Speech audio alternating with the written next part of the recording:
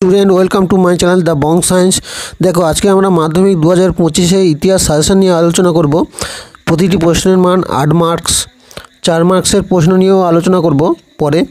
দেখো 1 নম্বর যে সশস্ত্র বিপ্লবী আন্দোলনে নারীদের ভূমিকা লেখো, এটা ছাত্রদেরও হতে পারে। পরের যে প্রশ্নগুলো আমরা দেখে নেব পরপর। দেখো ছাত্রদের হতে পারে, নারীদেরও হতে পারে, তাহলে দুটোই করবে ভালো করে। 2 নম্বর দেখো রবীন্দ্রনাথ ঠাকুরের শিক্ষা বিস্তার পরিচয় দাও। 3 নম্বর নীলবিদ্রোহের কারণ ও ফলাফল আলোচনা করো। 4 নম্বর দেখো 1857 সালে মহাবিদ্যের চরিত্র ও প্রকৃতি আলোচনা করো। 5 নম্বর দেখো লেখায় ও রেখায় জাতীয়তাবাদের বিকাশ আলোচনা করো। পরের প্রশ্নতে চলে যাব, বিংশ শতকে ভারতের উপনিবেশ বিরোধী আন্দোলনে বামপন্থীদের ভূমিকা আলোচনা করো। 7 নম্বর প্রশ্ন ইম্পর্টেন্ট, বঙ্গভঙ্গ বিরোধী আন্দোলনে নারী সমাজের ভূমিকা ও তাদের সীমাবদ্ধতাগুলি আলোচনা করো। 8 নম্বরে দেখো 19 শতকের বাংলায় সমাজ সংস্কারের আন্দোলনে ব্রহ্ম সমাজের ভূমিকা আলোচনা করো। এবার দেখো 4 নম্বর যে প্রশ্নগুলো একটু দেখে নেবে। শ্রীরামকৃষ্ণের সর্বধর্ম সমন্বয় আদর্শ ব্যাখ্যা করো।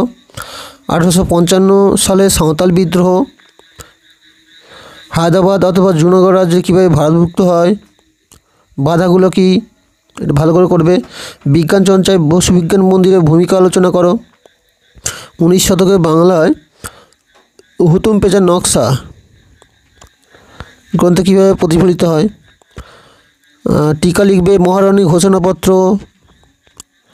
কারিগরি বিকাশে বেঙ্গল টেকনিক্যাল ইনস্টিটিউটের ভূমিকা। 8 নম্বর দেখো বাংলায় বিজ্ঞান চর্চায় ডক্টর মহেন্দ্রলাল সরকারের অবদান। 9 নম্বর দেখো শিক্ষা বিস্তারে কলকাতা মেডিকেল কলেজের ভূমিকা।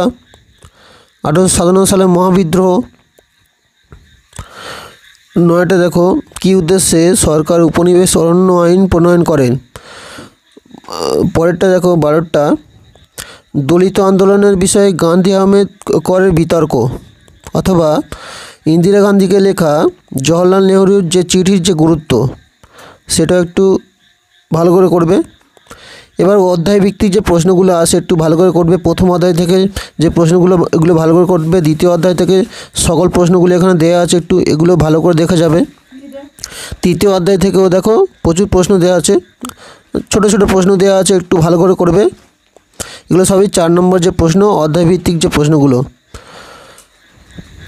দেখো ষষ্ঠ অধ্যায় থেকে কী কী দেওয়া আছে একটু ভালো করে করবে।